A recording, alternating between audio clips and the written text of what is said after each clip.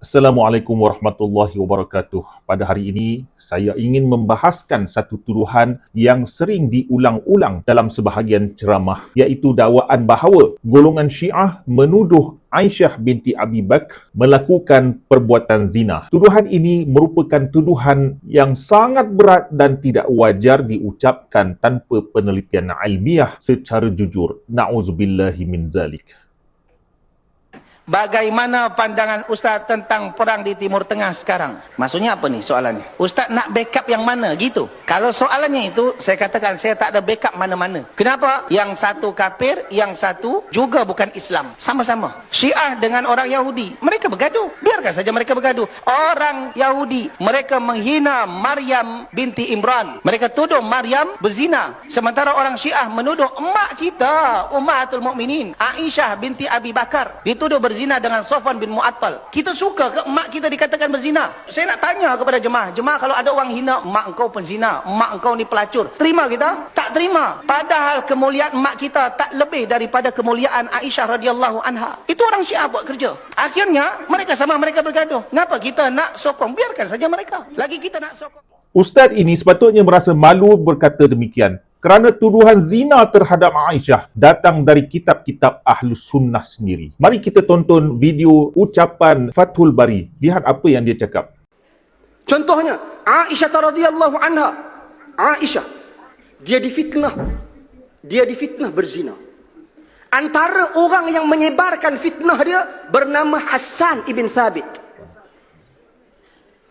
Tapi bila orang datang kepada Aisyah, berkata kepada Aisyah, wahai Aisyah, Hassan ini sekian buruk perangai dia, mencerca Hassan. Wakil, apa kata Aisyah kepadanya? Doktor, bercermat sikit dalam peraturan kita.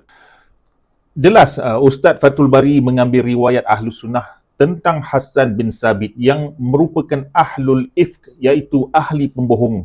Ahlul Ifk ialah satu istilah yang ditujukan kepada orang yang menuduh Aisyah berzina. Anda boleh rujuk istilah ini dalam surah An-Nur. Firman Allah Subhanahu wa taala, innal ladzina ja'u bil ifki usbatum minkum. Maknanya orang-orang yang membawa fitnah itu adalah golongan di antara kamu.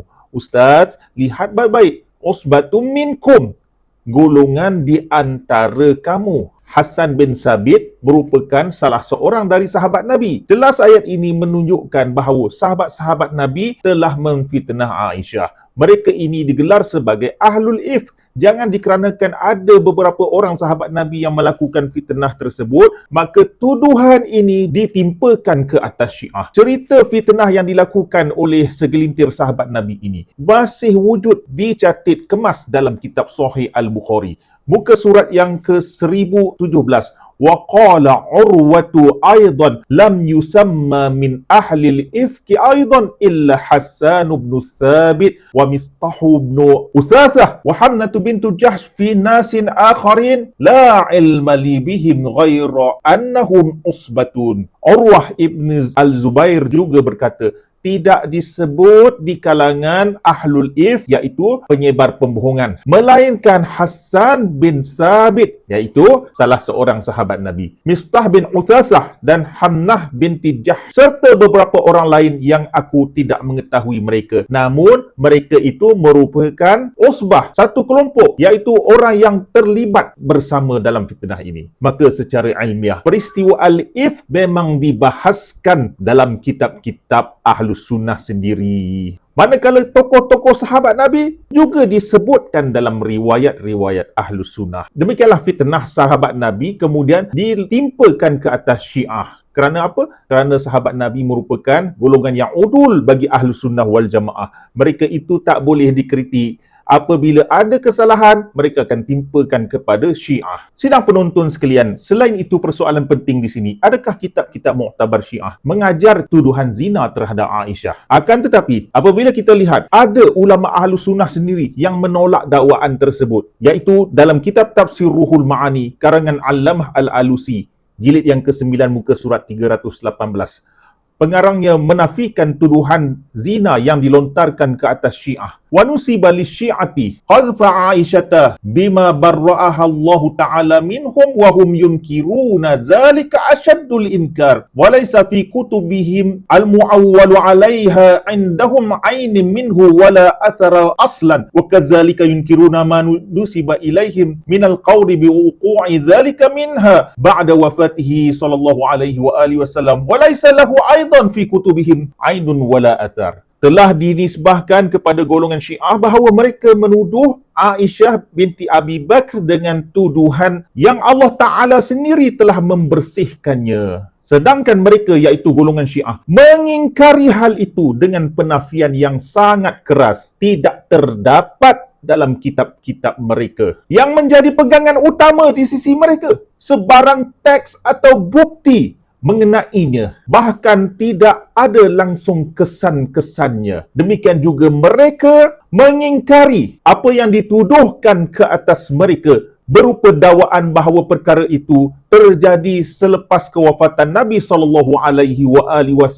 dan perkara tersebut tidak mempunyai sebarang asas atau kesan dalam kitab-kitab mereka, iaitu golongan Syiah. Wa zahiru annahu laisa fil firaqil islamiyati may yahtaliju fi qalbihi dzalika fadlan 'anil ifkil ladzi bara'aha Allah azza wa jalla minhu. Dan yang zahir tidak ada dalam mana-mana kelompok Islam yang terlintas di dalam hati mereka perkara demikian. Apatah lagi fitnah besar al-ifk yang Allah Azza wa Jalla sendiri membersihkan Aisyah daripadanya. Wa ma yunsabu lisyi'ati mimma yukhalifu dzalika fi haqqi sayyidil anbiya'i sallallahu ta'ala alaihi wasallam kazibun alaihim fala tu'awwil alaihi wa in kana sya'i'an.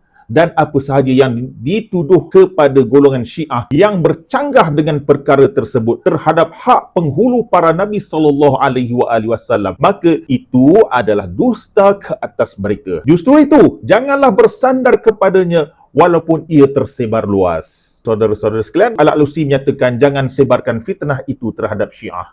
Jadi di zaman Al-Alusi sudah ada Ahlussunnah yang memfitnah Syiah demikian. Namun ulama Ahlussunnah menolak dakwaan-dakwaan palsu tersebut. Adapun kitab Syiah yang menolak tuduhan zina terhadap Aisyah, misalnya Syekh Al-Tusi, ulama Syiah kurun ke-5 Hijrah yang terkenal sebagai Syekh Al-Ta'ifah, dalam kitab tafsirnya At-Tibyan jilid yang ke-10 muka surat 52, beliau menulis riwayat ma zanatim ra'atu nabiyyin qat, isteri Nabi tidak melakukan zina sedikit pun. Demikian juga dalam kitab yang ditulis oleh Ali bin Yunus Al-Amili, ulama Syiah kurun ke-9 Hijrah, menulis kitab As-Siratul Mustaqim dalam jilid pertama muka surat 342.